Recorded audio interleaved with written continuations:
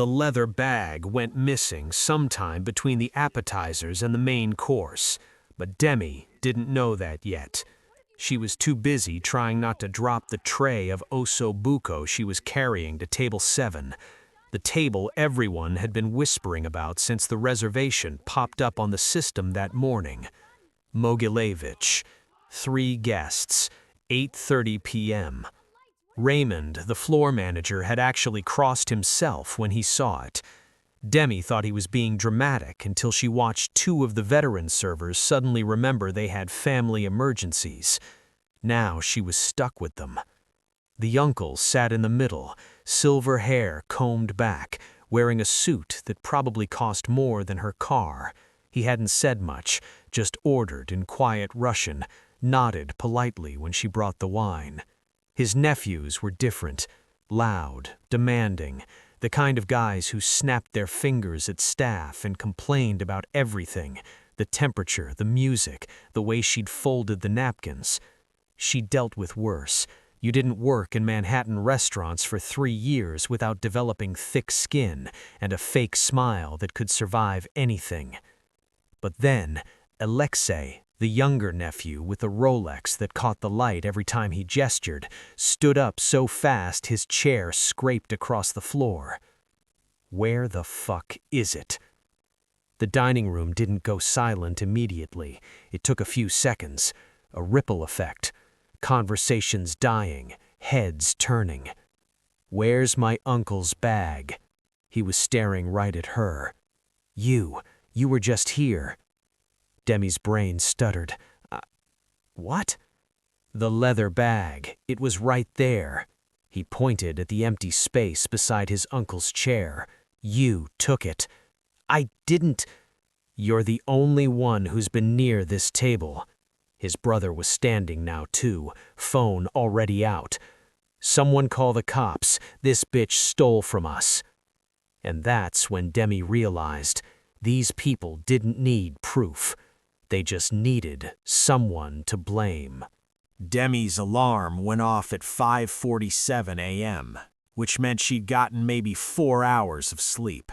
She slapped at her phone until the noise stopped, then lay there staring at the water stain on her ceiling that looked like a dog's face. Or maybe Florida. She was too tired to tell anymore. The apartment was freezing. The radiator had been making that clicking sound again, the one the landlord kept saying he'd fix but never did. She pulled on yesterday's jeans from the floor and the Columbia sweatshirt she'd gotten from a thrift store, the one with someone else's name still sharpied on the sleeve. Miguel. She wondered if Miguel had also worked 3 jobs. Probably not. Her phone said she had 12 text messages. She didn't look. They were either from the hospital billing department or her manager at the coffee shop asking if she could cover someone's shift. Both answers were things she didn't want to deal with before caffeine. The Q train was packed by 6:30. She stood pressed against the door, her reflection distorted in the scratched glass. 24 years old, and she looked 40. Her mom used to say she had good bones, high cheekbones, strong jaw. Right now those good bones just looked sharp, hungry. She'd lost weight, not the intentional kind, the choosing between groceries and the gas bill kind. Prospect Coffee opened at 7.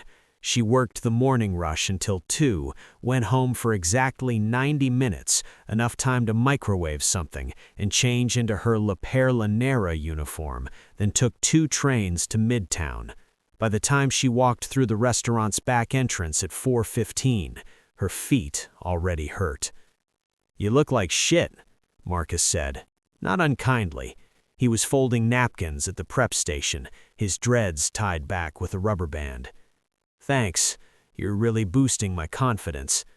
Just saying, you okay?" She wasn't. Her grandmother's hospice nurse had called yesterday about adjusting the morphine drip, which apparently wasn't covered under the current payment plan. The current payment plan that Demi was already 3 weeks behind on.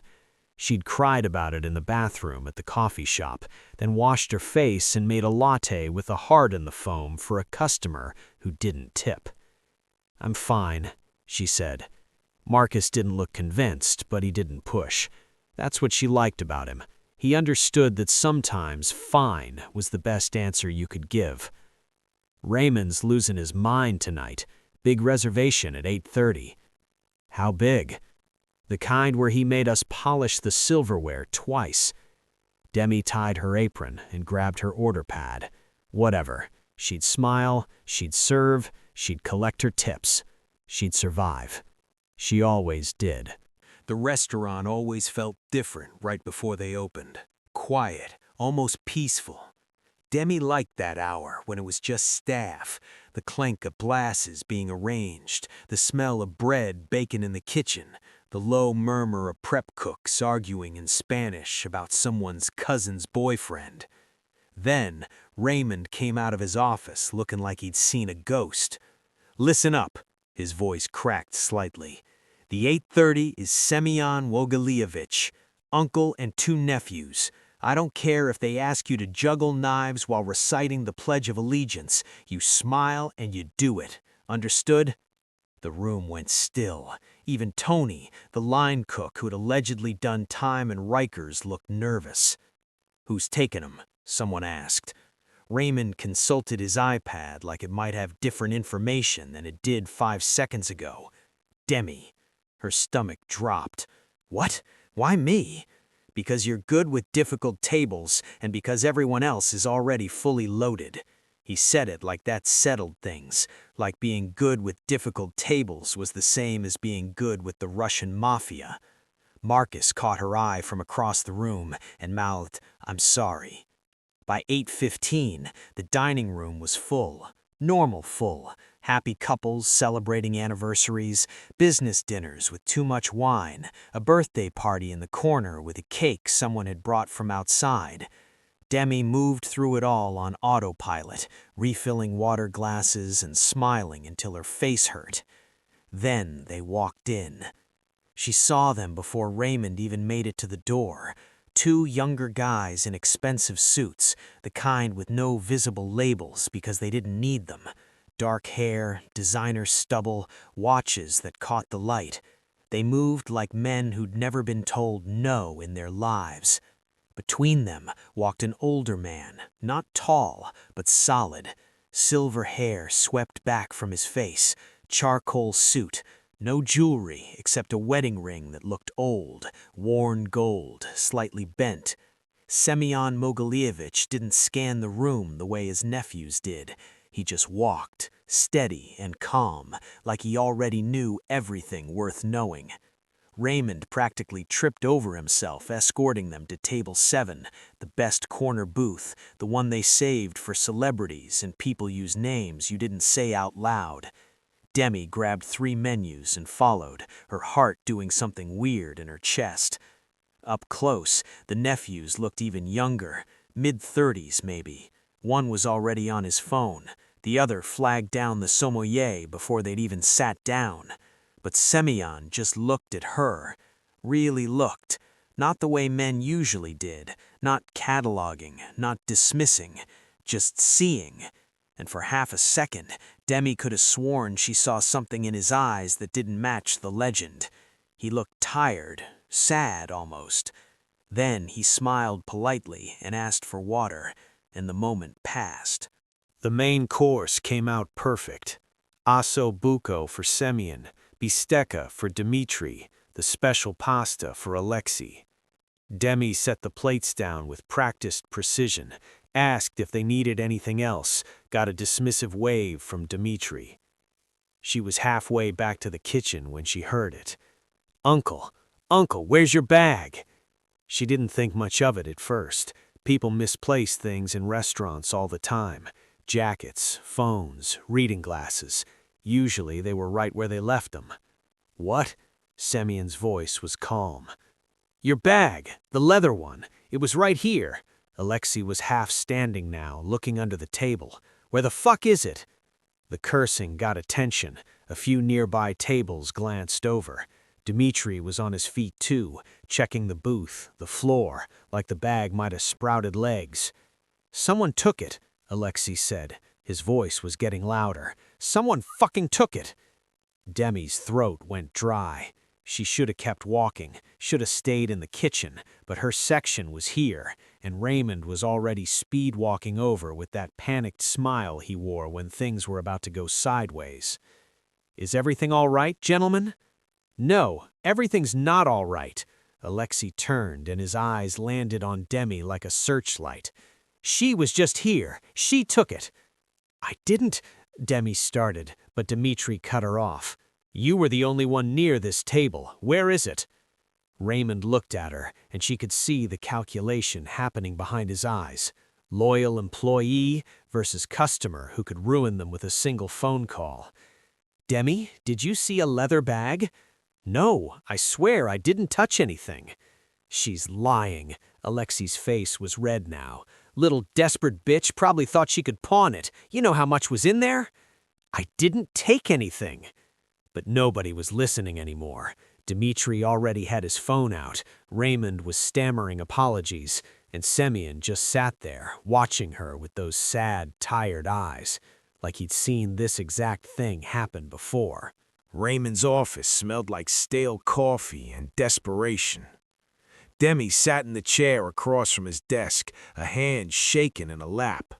Through the door, she could hear muffled voices, Dmitri on the phone, Alexei still yelling, the entire dining room pretending not to watch the drama unfold. "Just stay here," Raymond had said, which was code for "don't make this worse."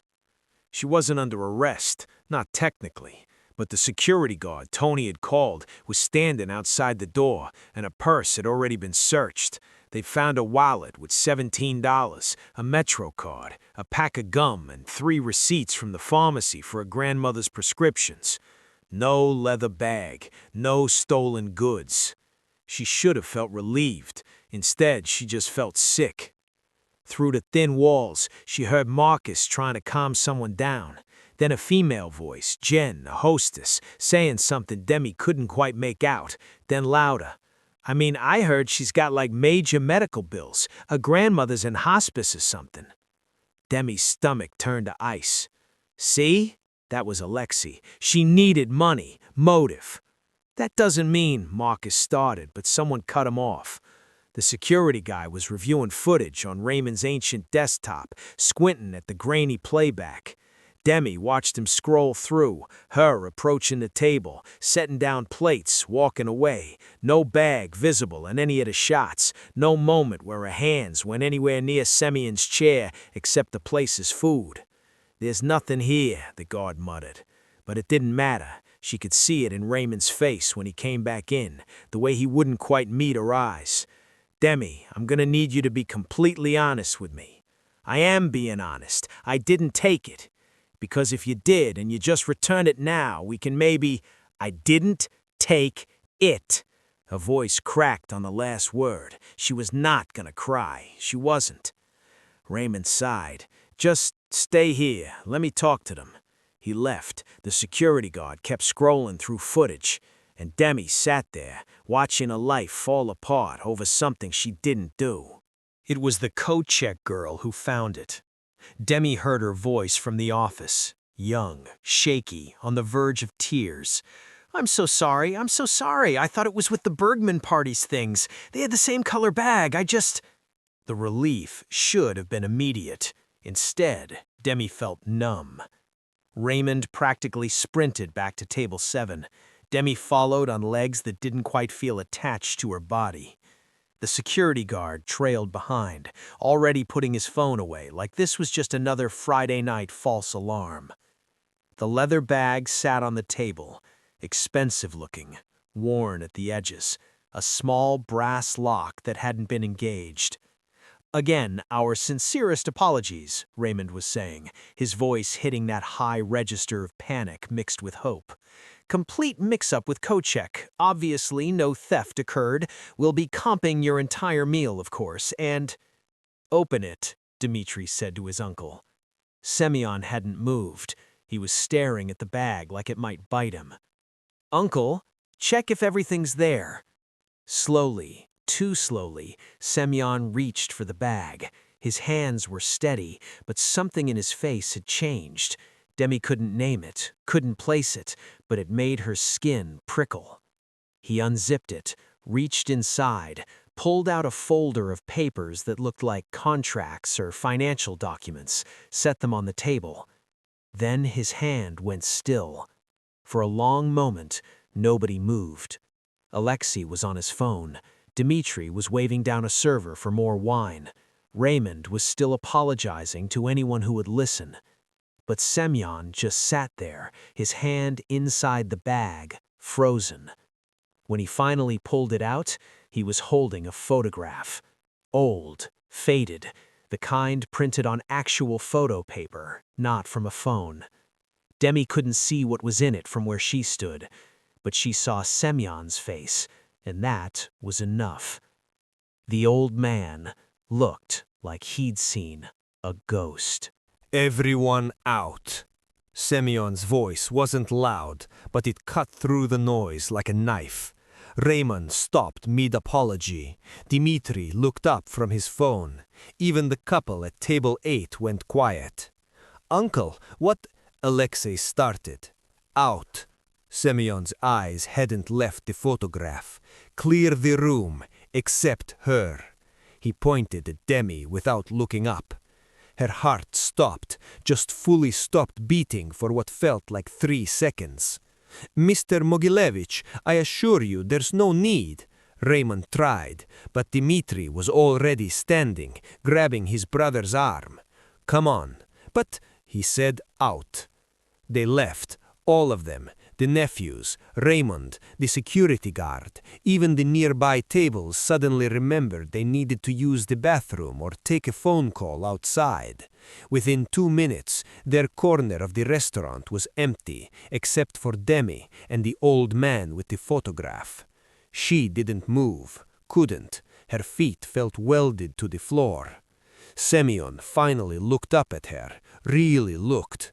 The sadness she'd seen before was back, but now it was mixed with something else. Confusion, maybe recognition. "Sit," he said quietly. "I should—" "Sit." She sat. He slid the photograph across the table, face down. His fingers lingered on it for a moment, like he wasn't sure he wanted to let go. Then he pulled his hand back. "Look." Demi's hands were shaking as she picked it up, turned it over. The photograph was old, late 80s maybe. The colors had that faded quality, the kind you only got from actual film. It showed a young woman standing on a street corner, laughing at whoever was behind the camera. She wore high-waisted jeans and an oversized sweater, dark hair pulled back, sharp cheekbones, strong jaw. Demi's cheekbones, hair jaw. The woman could have been her twin. "I don't—" her voice came out as a whisper. "I don't understand." Semyon leaned forward. When he spoke, it wasn't in English. "Kto tvoya babushka?" Who is your grandmother? Demi stared at him. Her Russian was rusty. Her grandmother had spoken it when she was little, but not much after that. She'd understood more than she could speak, and even that had faded over the years. But she understood this. "Why are you asking me that?" "Because I need to know if I'm looking at a ghost." His accent was thick now, deliberate. "That woman in the picture, her name was Katya, and she's been dead for 30 years. Demi looked down at the photograph again, at the face that looked so much like hers it made her chest tight. "My grandmother's name," she said slowly, "is Katya Antonova." Semyon closed his eyes. "Bože moj, my God." Semyon was quiet for a long time, just staring at the photograph like it might change if he looked hard enough.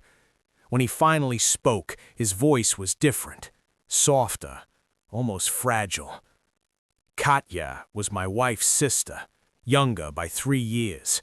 He touched the edge of the photo with one finger. "This was taken in Brighton Beach, 1987.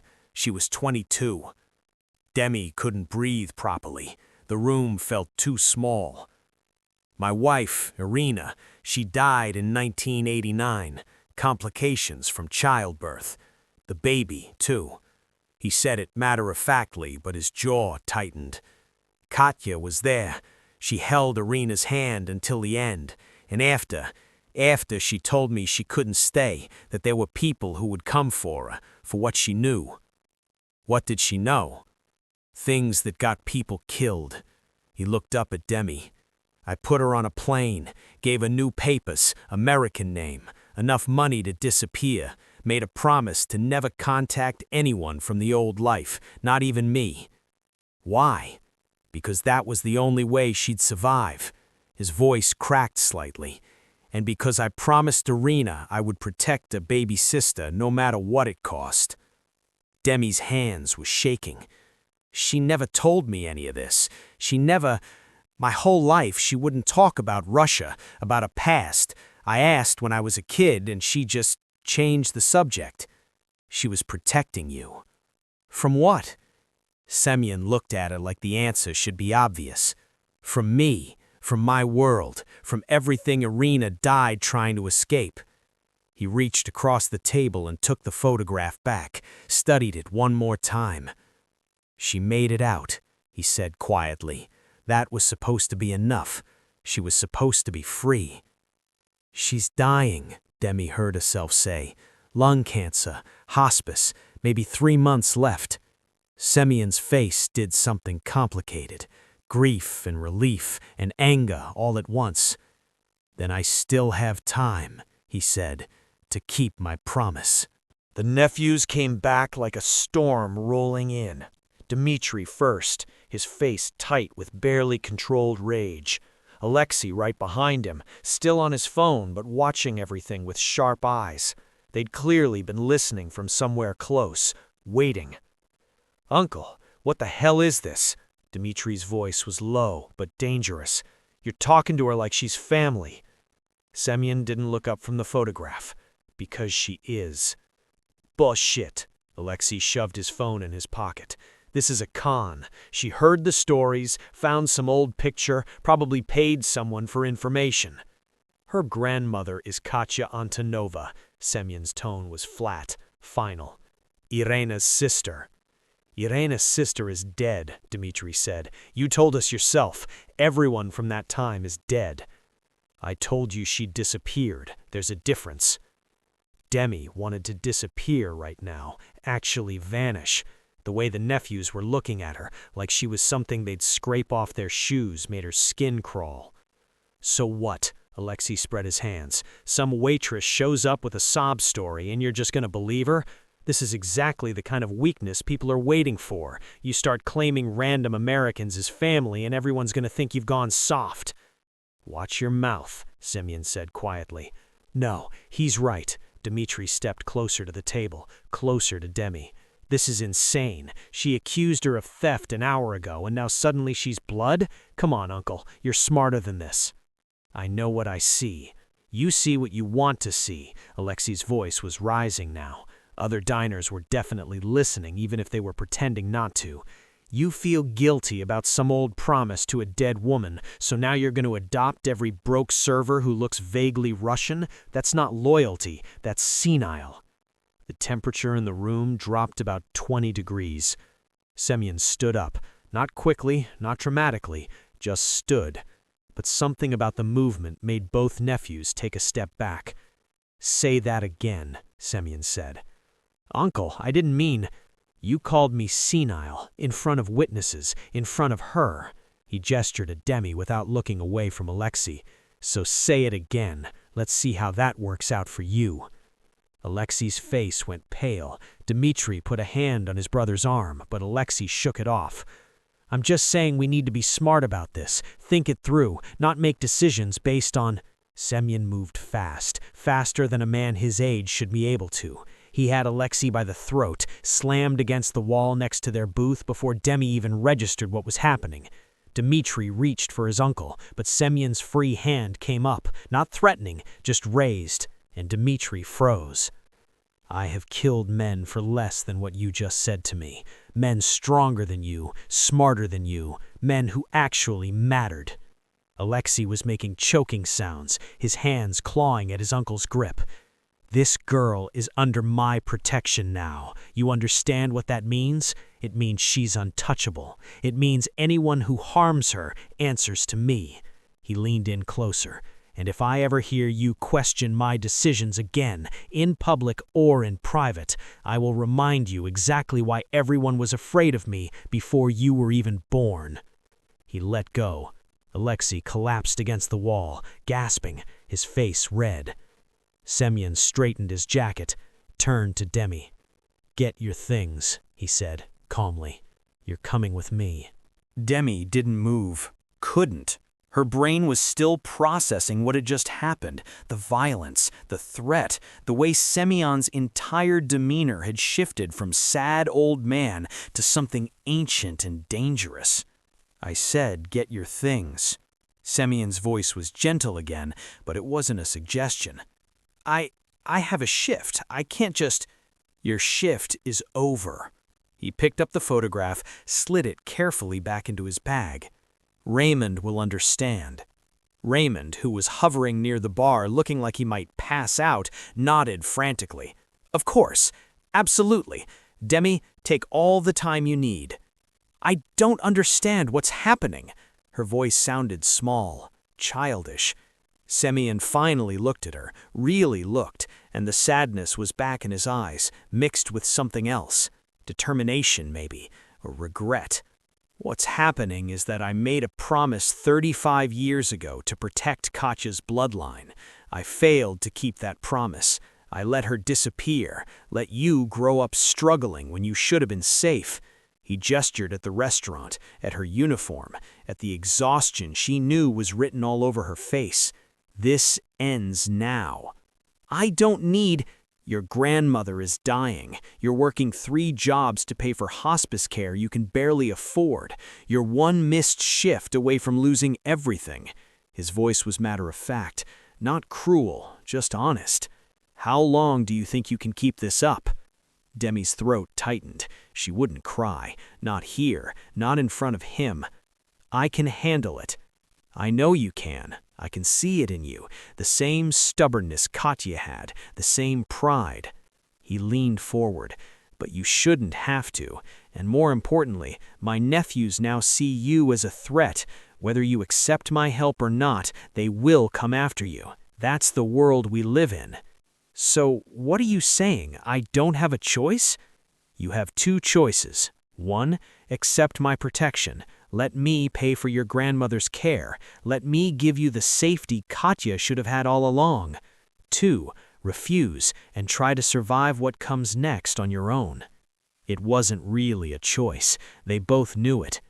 Demi looked at the photograph one more time, at the young woman laughing on that Brooklyn street corner, her grandmother, decades ago, before life had worn her down, before cancer, before whatever had forced her to run.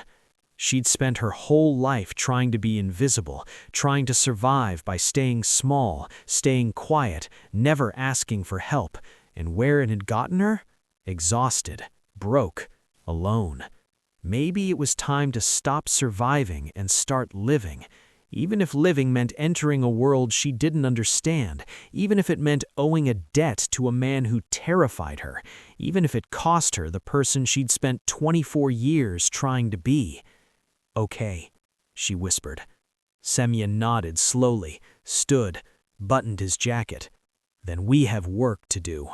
He walked toward the door. His nephews followed, Alexei still rubbing his throat, Dmitri silent and furious.